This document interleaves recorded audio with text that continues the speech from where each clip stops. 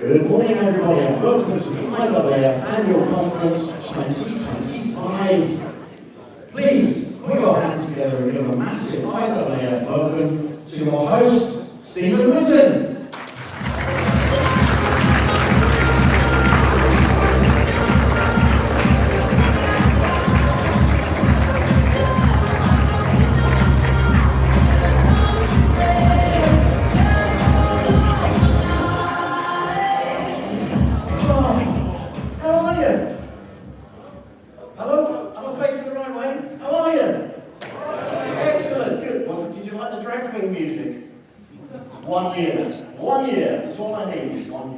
Anyway, welcome to the IAAF conference again, 2025. Is it me or is this year whizzed past?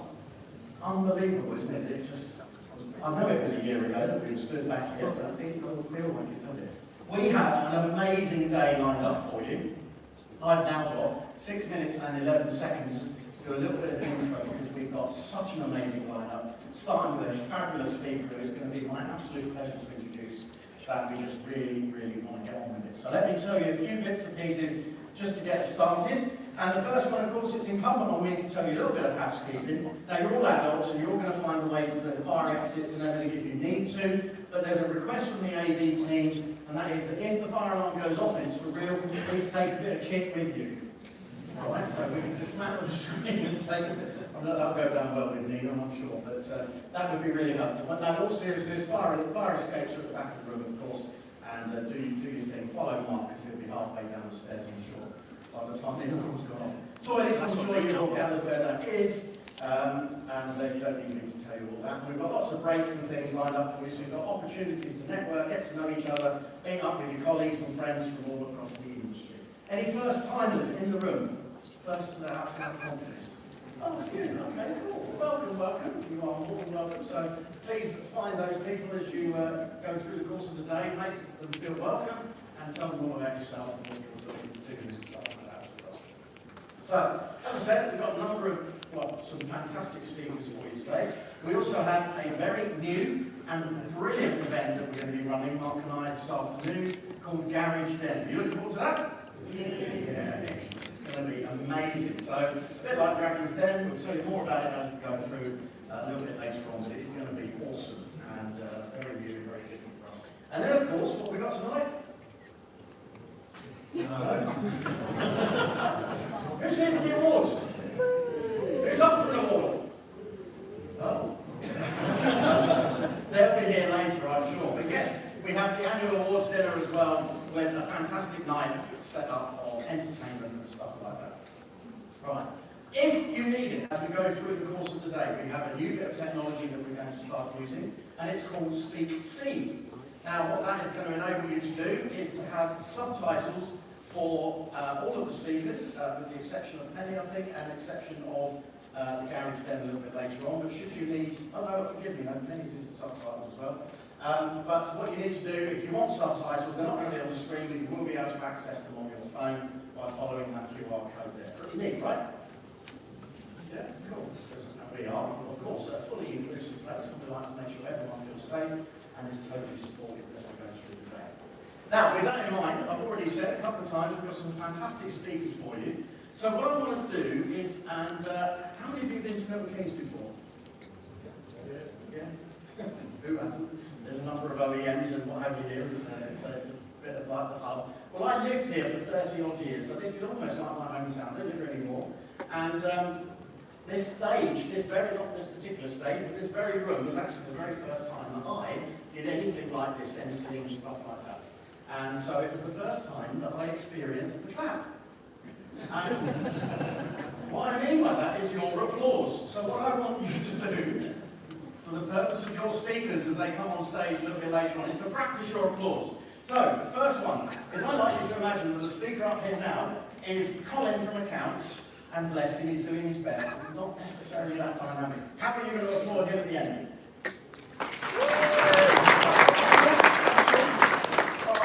Malcolm, the photographer, is going to come up and join me in a minute because we're going to ramp this up a little bit now. What I want you to do is imagine you've got a fantastic celebrity on stage and they have just enthralled you with their inspiration. It's not easy to say this time of day, is it? To be honest. How are you going to applaud them? And now, I want you to imagine that on stage is your biggest, most favourite pop star, movie star, whatever, and they've just absolutely blown you away with their performance.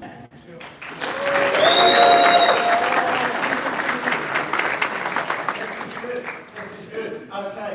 Now, final thing, this is where Malcolm's going to help me out. There's one thing in the world of being a speaker that we absolutely love, because we have all got very massive, but very fragile egos.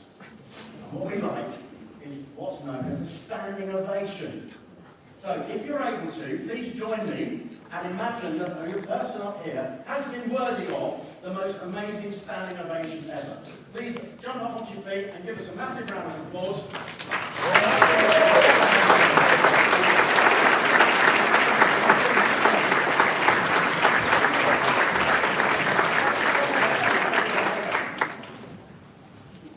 That's going to look amazing on my show reel, thank you. Brilliant, thank you very much. Okay, cool. So, what else is there to cover? I think we've done it all. So, are you ready for your first speaker?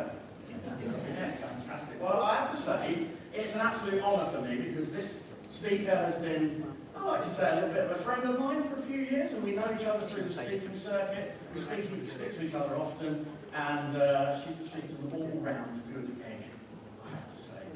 And I'm not going to do too much of an intro because she doesn't do that herself, and is worthy of that herself as well. I know you're going to give a massive welcome on behalf of the IAAF.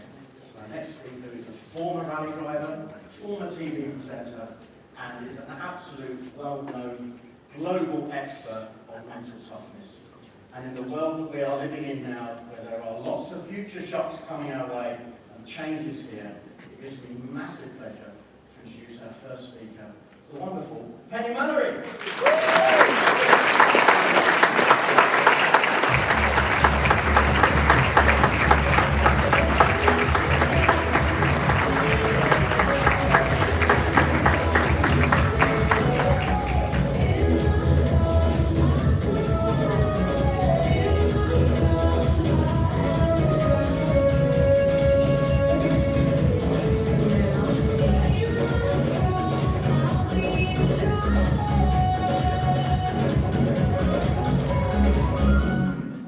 Morning.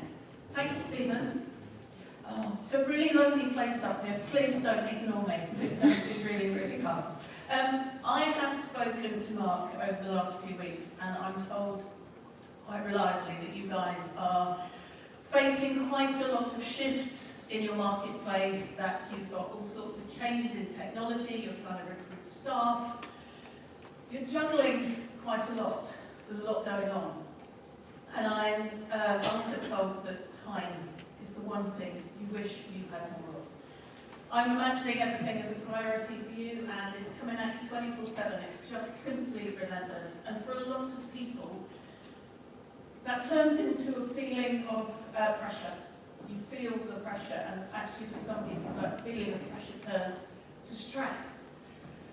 The truth is, a great deal is required of every single one of you, and sometimes it can be really hard to keep on topping up your own personal resources fast enough so that you can keep on delivering what is expected of you. So, there's never enough time, I've got about an hour with you guys this morning to share with you a little tiny bit of my story and how I have developed mental toughness over the years, but much more importantly, this is about you and how I think you can start to develop your mental toughness, because if you can, I know it's going to help you.